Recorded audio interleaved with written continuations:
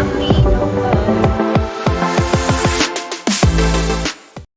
you guys, welcome back to my channel, Vibing After Dark _ with Mo. And if you're new to my channel, how about hit that subscribe button? And if you're a returning subscriber, how about sending it to a family or a friend so they can vibe out with us?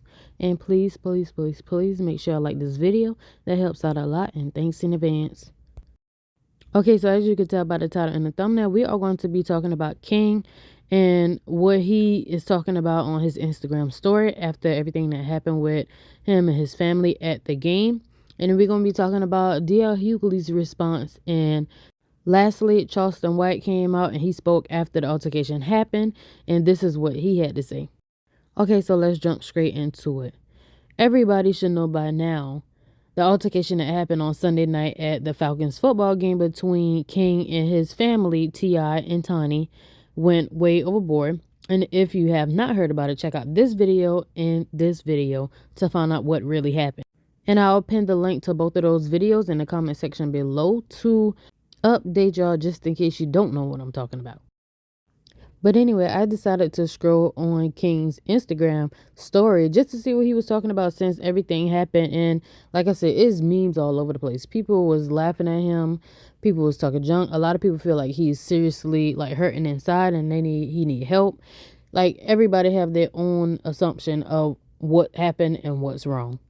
But when I went on his Instagram story, I see he posted this picture of him. You can barely see his face, but it's the song that caught my attention. It said, "Don't give up on me." And if you listen to the song, it sounds like he really is like sorry or crying out for help. I'm not sure. It's just what the song seemed like.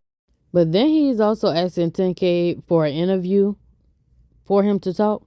And if you ain't paying 10K, he ain't talking. And I'm sure there's a lot of people probably hitting him up to see what he had to say for an interview. There's a lot of people probably hitting T.I. and Tani up too to speak on the situation. But T.I. and Tani have not spoke on anything that happened so far. They probably just sitting back watching what everybody else have to say. And I went and scrolled down his page and I found this picture that he posted.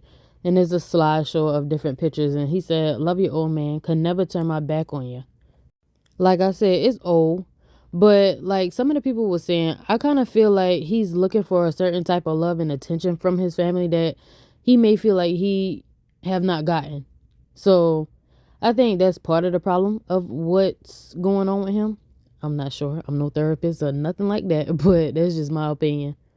So then I kept scrolling and I found this, what Hollywood Unlocked posted. And there's a video of an interview. And it says, "Well then, T.I. sits down with King Harris about how he was raised and why he wants to be from the hood so bad. What are your thoughts?" So I'm about to play y'all that video right quick. You was an orphan. I was never an orphan. That was Batman. That's Batman's story. I'm a grandma boy. Man, I like to be in the neighborhood. Yep, I'm glad with you the kids I'm outside. glad you wanted to go over there. Yeah. So you made it seem like we were sending you over there. No. You cried and cried and cried when you couldn't go over there. You know what I'm saying? You always say, "King, stay home, stay home." Man, you would hold your breath, turn red in the face. Look, we done got big house. Yeah. Big yard. Yeah.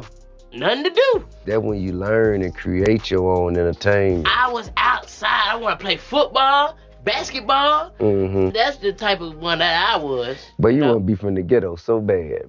So the people in the comment section had this to say. He could never be ghetto even if he wanted to. He needs to count his blessings. I want to know where grandma lived. I highly doubt Tani lived in a mansion and her mama lived in the hood. This person said, "God forgive me, but he's so unhandsome and his ways make it worse." This person said, "How did he get him wanting to be outside playing football with kids in the neighborhood to him wanting to be from the ghetto? Like what?" Another commenter said, "Basically, it wasn't as to do in the suburb. He wanted to be at granny house where the kids come outside and play. Y'all getting wanted to be hood confused with wanted to be a kid with a more exciting childhood. You go to the suburb kids, they don't go outside. They be in the house, never touching grass. LOL. Let this young man live." So now I'm going to show y'all this video of Funny Marco and Funny Marco asking like about his upbringing.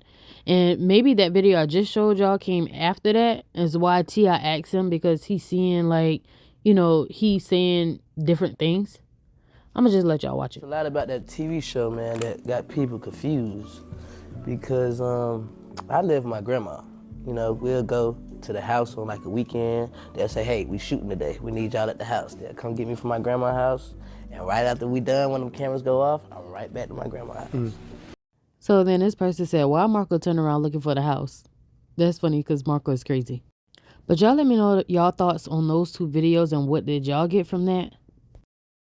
Okay, so let's get into TMZ stopping D.L. Hughley, asking him his thoughts on the whole situation that happened at the game with King and T.I. and Donnie.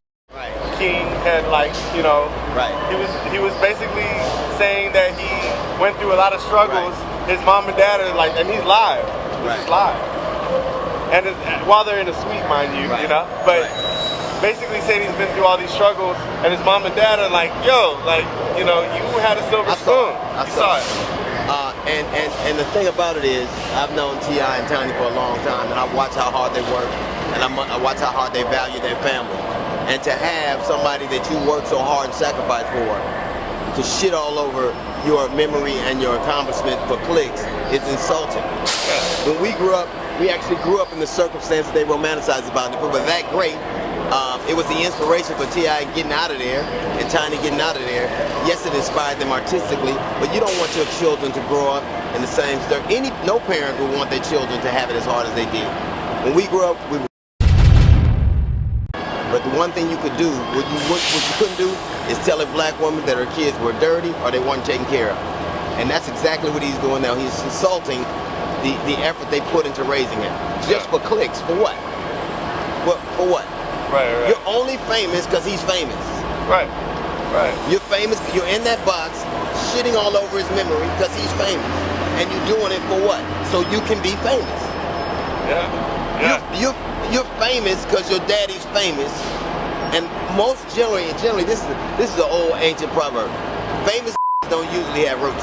You grew up on a reality show. I bet I didn't see no Red or Decon in the corners. Hey. Look, man, hey. If you grew up in the reality show, here was a roach on there, it was a paid actor. Well, listen, you came up the hard way, and you got kids, how do you manage that? I'm sure your kids probably didn't talk like that, but the one thing you could do there's probably been moments where you're like, hey, you got it good. There have been moments, obviously, when you didn't felt that they were sufficiently appreciative of what you've done for them. Right. But I think in the end, my children are much older than he is now, and I think in the end, he'll understand how silly what he's doing is. So there you have it. That's D.L. Hughley's thought. Now, let's get into Charleston White giving his thoughts. Now, his thoughts is much harsher than D.L. Hughley. Embarrassing the family. This is the king, little ugly. Oh, that boy got a big mouth on him. And he talk loud with them big old red, yellow lips. Oh, yeah, that boy loud in the motherfucker. Oh, yeah. He the Atlanta Falcons up there disrespecting them people, hollering about he standing on business. Boy, if you don't sit your look, you bruise too easy to stand on business. Yeah, that little yellow motherfucker bruise too easy to stand on. Man, nigga, boy, everywhere he get touched, it turn red, purple, and blue. Man, please, that nigga, he can't stand on business that yellow. Hell no. Please. Boy, walk around looking like Edward Scissorhands in skin complexion if that boy try to stand on business. See, that's what happened when you don't let them yellow kids play with them black cousins. Boy, you go stand on business with your cousin. Don't give a damn about you. Jealous because your daddy got the Picasso in the house. So go fight your cousin. Going out and so, daddy, I quit, daddy. Yeah, he gonna kick you in your mother ass. But had he done it last year, when I made a request, Tip, get you whooped the boy. Did nobody want you? That wasn't that. You been over there with your white grandmama. That wouldn't happen. You the kid been over there with the white grandmama, Tiny's mama. So you a little unruly, little mulatto baby. Yeah, you unruly than the mother boy, and you can't have no good luck, no blessings, nothing's gonna come good. They grow on his head with them pink lips on that mother palish yellow skin. I'm telling you, better settle down and listen to your daddy. When your mama got to you, you should be saying, yes, man. Okay, mama, you right. You right, mama. Nigga, Tip wasn't supposed to come out the back hollering about, nigga, my history ain't no mystery. You don't No mystery, you done made your daddy pull his gangster card out way from the back. It sounded like your daddy was way back there when he had to come way up here to confront you. Nigga, my history ain't no mystery. I stand on business. You ain't hit nobody. You ain't tore up nothing or nothing. You don't stand on no stand on business and tear up shit. Shit get knocked over. Yeah, you didn't do none of that. King. You didn't do none of that. Somebody tell Kane when on business, people get hurt. Didn't nobody get hurt but you when your daddy hurt your feelings and put you in that restraint mood that they used to put us in the boys' home with that po me shit. Yeah, nigga, I was a well-to-do baby. Yeah, I was a well-to-do baby just like you, playing victim. I done dropped my mother trying to act. Yeah, now I'm finna be mean to you. Yeah, you done made me drop my blunt. Oh, here it is. You look how fast it's fast, cause this shit finna turn ugly. Yeah, he look how fast this blunt fast. Listen, Kane, it's better ways. It's better ways to express your childhood trauma than taking it out on your parents. Now I'm gonna tell you like I tell them little kids in the boys' home, at the alternative schools, and them adolescent centers. Okay? Whatever has happened to you in your raising is better ways. It's better ways, nigga, to express your childhood trauma than taking it out on your parents. Now I'm gonna tell you like I tell them little kids in the boys' home, at the alternative schools, and them adolescent centers. Okay? Whatever has happened to you in your life is not your fault. Whatever has happened to you in your life, Kang, it's not your fault. You didn't ask to be born. You didn't ask to come here. You was born into a situation and circumstances and an environment that most kids dream about, motherfucker. You wasn't born into some horrible conditions. You wasn't created into no treacherous circumstances. You wasn't raised into no survivalistic environment. However, you didn't ask to be born, okay? It's not your fault, whatever has happened to you, good or bad. But once you know right from wrong, everything lies at your feet, and you know right from wrong. So at this point, you little yellow fucker, you got to forgive Tippy and Tiny for what you think they should have done, what they did, or what they didn't do. You got to forgive them. Because now, since you say you're a grown man, you're stifling your own growth. Yeah, you're stifling your own growth. So forgive Tiny and Tippy for what they did or didn't do, my nigga. Now, you're not doing this for them. You're doing this for you, Kang. Okay? And boy, when you do that, that anger will be able to be easily released. Because we see you walking around with childhood trauma that left you feeling hurt. That hurt have developed into anger and a little rage by way of pain. You feel like you've been neglected and rejected. Oh, if y'all don't want me, just say it. Oh, that's what them niggas do when they go to jail. Yeah, every nigga go to jail, write them letters home to their mamas and their daddy, trying to shame them for being whatever kind of parents they were. Well, if I was a mistake, just say I was a mistake. All children are mistakes, nigga. Ain't nobody planning for no motherfucking baby to come. We just been y'all mama. Nigga, here you talking about, and then here y'all come. We just be coming, gang.